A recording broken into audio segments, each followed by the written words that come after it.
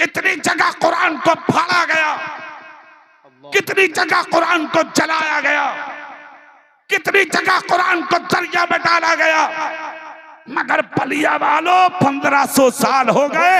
जैसे कुरान कल महफूज था वैसा कि पूरा कुरान आज महफूज है। वाह वाह वाह वाह, माशाअल्लाह। जितनी मुखालफत हो रही है कुरान की, हर साल मदरसों से उतने ही हाफिज निकल के आ रहे हैं। क्या बात है भाई, वाह वाह। जोर से नहीं बोल रहे, जोर से नहीं बोल रहे। सुभान अल्लाह। आज भी हिफाजत हो रही है, सुबह क़यामत तक हिफाजत होती रहेगी। और किसी की हिम्मत नहीं है जो कुरान का बाल पीका भी कर सके। जानते हो वो कैसे? एक नुक्ते को भी नुकसान पहुंचा सके। एक बहुत बड़ी ताकत मैदान में आई थी। जमाना इमाम अहमद बिन हम्बल का था, जिसने कहा था इमाम अहमद बिन हम्बल से, लिखो कुरान मखलूक है। और उस ताकत का मतलब क्या था? कहा जब ये कुरान को मखलूक कह देंगे तो मखलूक को तो मिटना है, और अगर कुरान को कलाम बोलेंगे तो कलाम मिटने वाली चीज नहीं है, उसको बाकी रहना है। इसलिए वो लिखवाना चाहता था इमाम अहमद बिन हम्बल से, मगर क्या इंसान थे खुदा की कसम मुसलमान। कहा कुरान मखलूक नहीं है, कुरान अल्लाह का कलाम है कौले मोहब्बत कौले खुदा।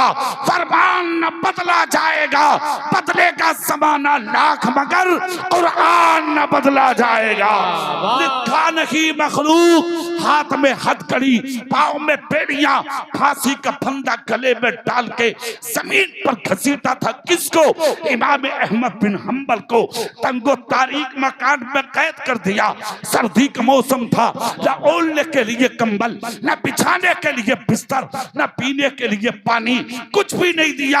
जब सब बंद करके चले तो इमाम अहमद बिन हम्बल ने एक जुमला बोला था, मुझे कैद में रखने वालों, तुमने बिछाने बिस्तर न दिया मत दो, ओढ़ने चादर न दी मत दो, मुझे पहनने कपड़े न दिए मत दो, खाने के लिए तो रोटी न दी मत दो, मैं सब बर्दाश्त कर लूंगा, मगर मुझे जाते जाते एक लोटा कम से कम पानी तो दे दो। कहा क्या करोगे पानी का? प्यास लग गई ना पिटाई को देख करके, सख्ती को देखकर। तुमसे लिखा नहीं गया कुरान को मखलूक? अगर लिखते थे तो तुम्हें बादशाहत में हिस्सा मिल जाता, अगर लिखते थे तो खाने भी मिलता, पीने भी मिलता, ऐशो आराम और सुकून की जिंदगी भी मिलती। खैरियत इसी में है, लिख दो। कहा पानी देना है तो दे दो, मुझसे कुरान को मखलूक लिखने की बात मत कहो। मैं मुस्तफा का गुलाम हूँ, मैं वही लिखूंगा कि जो आज तक मैंने मुस्तफा और मुस्तफा के गुलामों की जबान से सुना है। खुदा की कसम दरवाजा कैद करते हुए चले, और ये कहकर चले तो फिर पड़े रहो, अब तुम्हें पानी का कतरा नहीं देंगे। बलिया वालों, तुम्हें कुरान आसानी से मिला, तुम्हें मस्जिद आसानी से मिली, तुम्हें मदरसा आसानी से मिले, तुम्हें पढ़ाने वाले ये उलमा आसानी से मिले, इसलिए आज तुम्हारी नजरों में इनकी कदर नहीं है। जब दरवाजे से निकली थी वो कौम आपको बंद करके, तो इमाम अहमद बिन हम्बल की आंख से आंसू निकले, और आपने एक जुमला बोला था, ए मुझे कैद में रख के जाने वालों, क्या तुम मुझे जाहिल समझते हो? अगर पानी ना दिया तो तुम ये समझते हो मैं तुम्हारे कदम पकड़ के पानी मांगूंगा? अरे खुदा का शुक्र है मैं जाहिल नहीं, मैं आलिम हूँ, मत तो पानी चले जाओ। इतना जब कहा तो लोग बोले जहालत और इल्म से यहाँ पानी का क्या मतलब? कहा मैंने पानी पीने के लिए नहीं मांगा, मैंने पानी वुजू करने के लिए मांगा है, ताकि तुम मुझे पानी दे दो और मैं वुजू करके खुदा का कुरान पढ़ता रहूं। खुदा की कसम कैद में है मगर कुरान पढ़ रहे हैं, जेल में है मगर कुरान पढ़ रहे हैं, सर्दी में है मगर कुरान पढ़ रहे हैं, हाथों में हथकड़ी है मगर कुरान पढ़ रहे हैं, पाँव में बेड़िया है मगर कुरान पढ़ रहे हैं। कभी फजर की नमाज के बाद तुझे तौफीक होती है कि तू कुरान खोले, तेरी बीवी को तौफीक होती है कि वो कुरान खोले, तेरी बहन को तौफीक होती है वो कुरान खोले, क्या तेरी घर में पलने वाली बेटी को तौफीक होती है कि वो कुरान खोले? ना कुरान तूने पढ़ा, ना तेरी बेटी ने पढ़ा, ना तेरी बीवी ने पढ़ा, अंजाम क्या हुआ? तेरा घर जहालत का गहवारा बन गया। जिन घरों में कुरान पढ़ा जाता है उन घरों की हिफाजत खुदा करता है, खुदा का रसूल। वाह वाह वाह, सुभान अल्लाह, सुभान अल्लाह। इमाम अहमद बिन हम्बल का जुमला सुनो, कहा कैद करने वालों जाओ, खुदा का शुक्र है मैं जाहिल नहीं आलिम हूं। वाह कहा मतलब?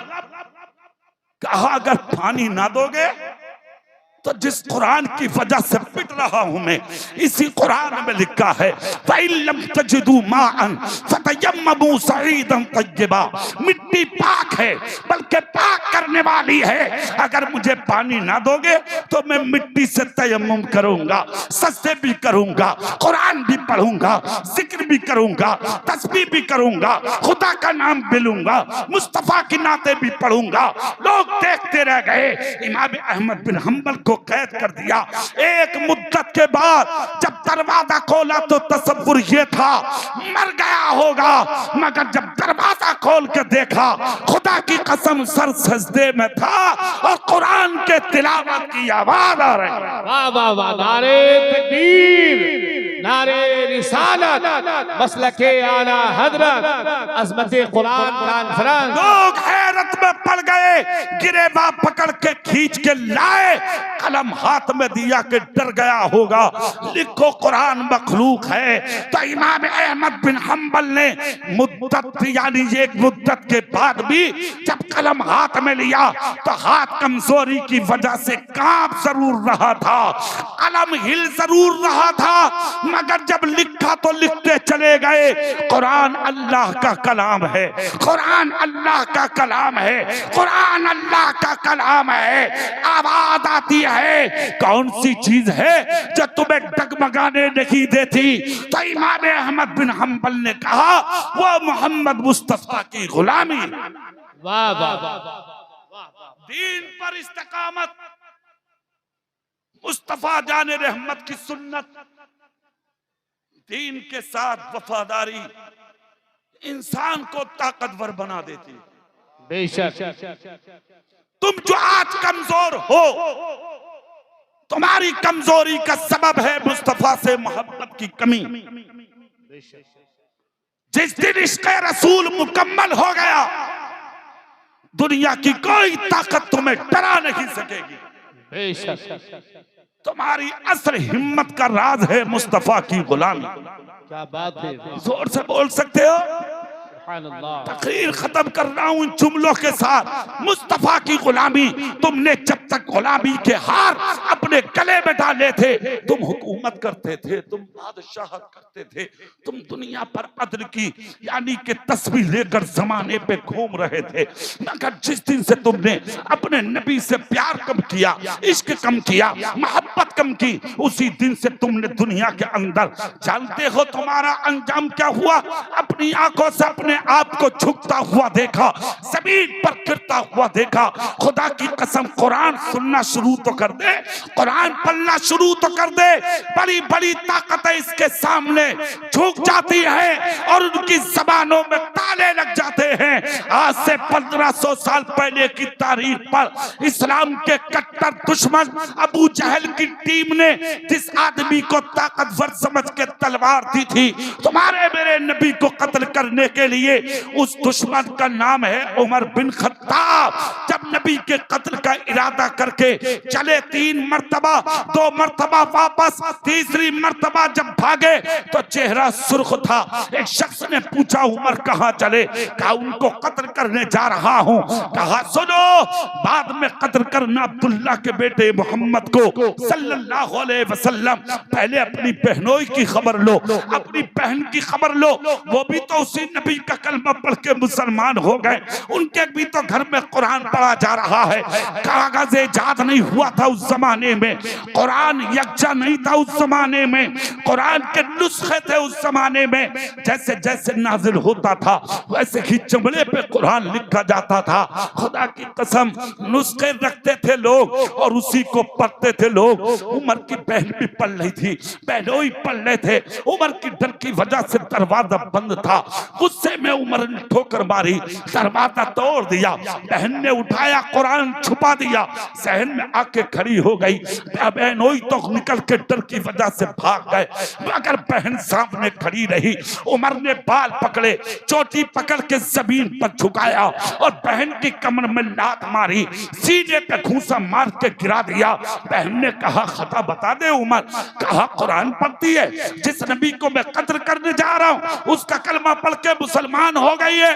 अरे बताना, दिखा ला के मेरे हाथों में रखा है वो कुरान। इतना जब कहा तो बहन ने दुश्मन की आंखों में आंखें डाल के कहा उमर क्या बोल रहा है, तेरे हाथों में ला के कुरान रख दूं? तो सुन उमर, जिस माँ का दूध तूने पिया है उसी माँ का दूध मैंने पिया है। तेरी बहन हूँ, तेरी बहन, कलेजा निकाल के तेरे हाथों पर डाल सकती हूँ, मगर नबी के सर पर नाजिल हुआ कुरान तेरे नापाक हाथों पर नहीं रख सकती। इतना देखना और सुनना था। उमर बोले तो फिर दिखा दे। वाह वाह वाह, दिखाऊंगी भी नहीं। तो उमर बोले तो फिर पढ़ के सुना दे। क्या बात है, वाह वाह। अरे हाँ सुना दूंगी। कहा सुना? तो सूरे तोहा की 3 आयतें पढ़ी थी बहन ने। खुदा की कसम उमर भाग पड़े। कहा जा रहे हो? बोले कत्ल करने। अगर सुनो असल क्या है, खुदा की कसम उमर मेरे नबी की मुराद है। बेशक हक है।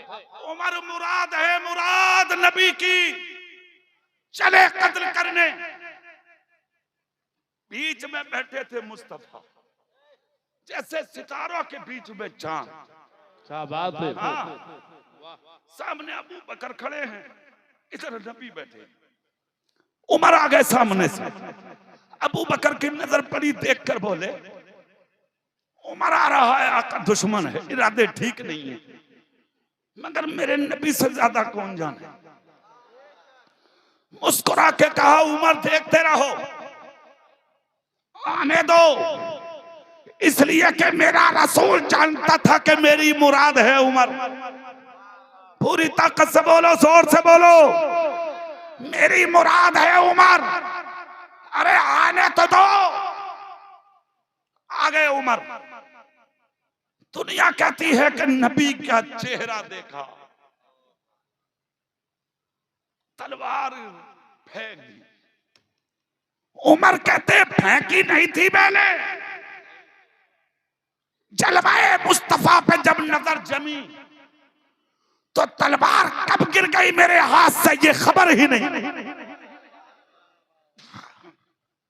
कलमा पढ़ा, मुसलमान हो गए, मुस्तफा पे सब कुछ दे बैठे, कलमा पढ़कर रुके नहीं।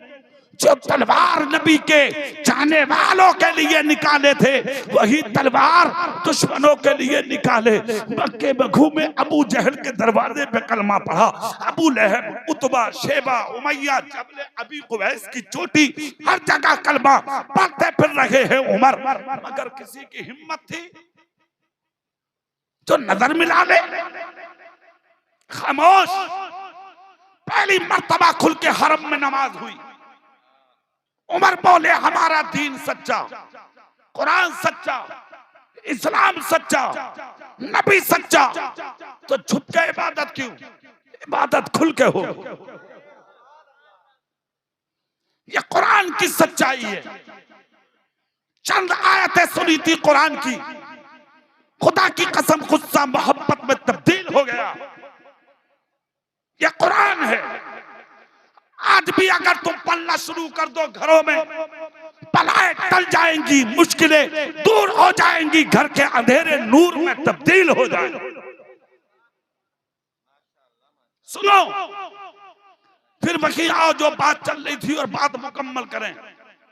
100 सवालों का जवाब दिया था मौलाना अब्दुल अलीम मेरठी ने। अमेरिका में इस्लाम धीरे धीरे फैलना शुरू हुआ था अब से 100 साल पहले। सबसे पहले इस्लाम का काम उस जमाने में किसने किया? आला हजरत के गुलामों ने। इंग्लिश पढ़ कर गए, इसलिए हमारे मदारिस के तलबा को चाहिए खाली हाफिज बन के घरों में ना बैठे, इंग्लिश पढ़े, हिंदी पढ़े, संस्कृत पढ़े, घड़ी सीखें और यूनिवर्सिटी की तरफ रुख करें।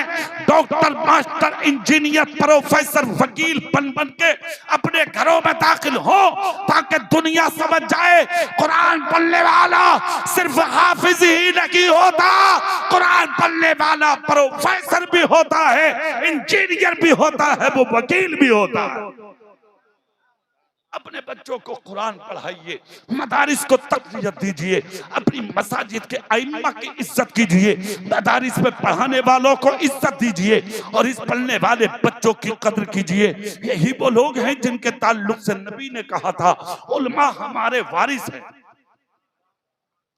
दौलत, शोहरत, इज्जत, इख्तिदार, तख्त, ताज, सल्तनत रखने वाले को वारिस नहीं कहा, इल्म दीन रखने वाले को नबी ने वारिस कहा है। आलिम दीन हमारे वारिस है। ये मकाम है इल्म हासिल करने वालों का, इसलिए जरूरी है इल्म हासिल करो। और दूसरा एक पैगाम लेते चले जाओ। जलसे में नबी ने कहा था तलबुल इल्म फरीदतुन अला कुल्ले मुस्लिम व मुस्लिमा, इल्म दीन का हासिल करना हर मुसलमान मर्द औरत पर फर्ज है। अपने बच्चों को जहां कुरान सिखाते हो वहां अपनी बेटियों को भी इल्म दीन सिखाओ। और एक ऐलान चलते चलते ये भी सुनो, जरूरी नहीं है कि अपनी बच्चियों को पूरी आलिमा बनाएं, आप नहीं, वो आपकी मर्जी है। अगर इसका बचपन है बचपन तो इस बच्ची को आलिमा बनाइए, और अगर ये जवान हो गई है, शादी के करीब है, तो इसको किसी हाल में भी मदरसे में मत छोड़िए, वक्त पर शादी कीजिए और सिर्फ इतना इल्म सिखाइए इसे ताकि ये हराम को पहचाने, हलाल को पहचाने, पाकी को पहचाने, नापाकी को पहचाने। बाप को कैसे समझा जाएगा, सास हुस्न को कैसे समझा जाएगा, बाप के घर कैसे रहूंगी, ससुराल में कैसे रहूंगी, इतना इल्म सीखना बच्ची पर फर्ज है ताकि अपने अकीदे और ईमान की हिफाजत कर सके। बच्चों को भी पढ़ाएं, बेटियों को भी पढ़ाएं। जितना बेटों से मोहब्बत उतना ही अपनी बेटियों से मोहब्बत करें। अपने मदारिस का ख्याल रखें, मसाजिद का ख्याल रखें। दूसरी चीज, मिलजुल के जिंदगी गुजारे मुसलमान। अगर कोई हिंदू भी है, गैर मुस्लिम भी है, तो किसी को नाजायज सताने की कोशिश हरगिज ना करें, इसलिए कि तुम्हारा धर्म, तुम्हारा मजहब किसी को सताने की या टारगेट या उसको टॉर्चर करने की इजाजत नहीं देता। तुम्हारा नबी और तुम्हारे नबी का दीन किसी को झुकाने की इजाजत नहीं देता। तुम्हारे नबी की शान तो यह है कि गरीब को रोता देखा था नबी ने, मुसलमान नहीं था, गैर मुस्लिम था। नबी ने जाके पूछा क्यों रो रहे हो? उसने कहा मैं आपको जानता तो नहीं, मगर मक्के में किसी ने पूछा नहीं मैं क्यों रो रहा हूँ। नबी बोले मुझे तो बता दो। तो उसने कहा आपका चेहरा लग रहा कि मेरा साथ दोगे। उस शख्स ने कहा इसलिए रो रहा हूँ कि मक्के में जो अबू जहल है ना, मैं उसके यहाँ मजदूरी करता था। आज मांगने जाता हूँ पैसा तो वो मुझे गालियां देता, जलील करता, मेरे सीने पे ठोकर मार के घर से भगाता। मैं भी बीमार, मेरी बीवी बीमार, मेरे गरीब बच्चों को कई दिन का फाका है और इस मक्के में कोई मेरी सुनने वाला नहीं है। खुदा की कसम जानकर दुश्मन बना बैठा था उस जमाने में अबू जहल, मगर मेरे नबी ने हाथ पकड़ा गरीब का, काले कलौटे फकीर का, और ले गए अबू जहल की चौखट पर, जाकर दस्तक दी, खबर भेज दी, जाकर कह दो इससे गरीब की मजदूरी दे दे। अबू जहल ने मजदूरी दे दी, और जब मजदूरी लेके वापस गरीब चला तो रास्ते में पूछने लगा बता देना आप कौन है? मेरे नबी ने कहा मत पूछो, कहा नहीं बता दो कौन हो।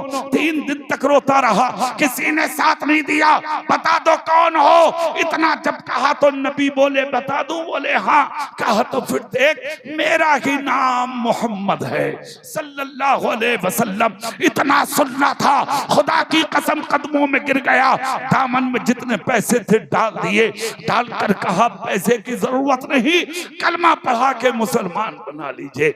इसलिए कि जब आपका अखलाक इतना अच्छा है तो फिर आपका इस्लाम कितना अच्छा होगा।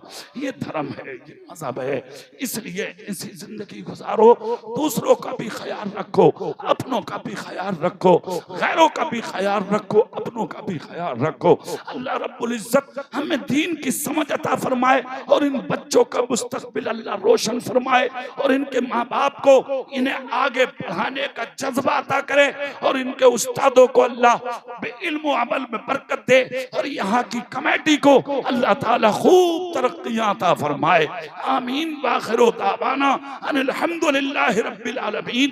अस्सलामु अलैकुम व रहमतुल्लाह।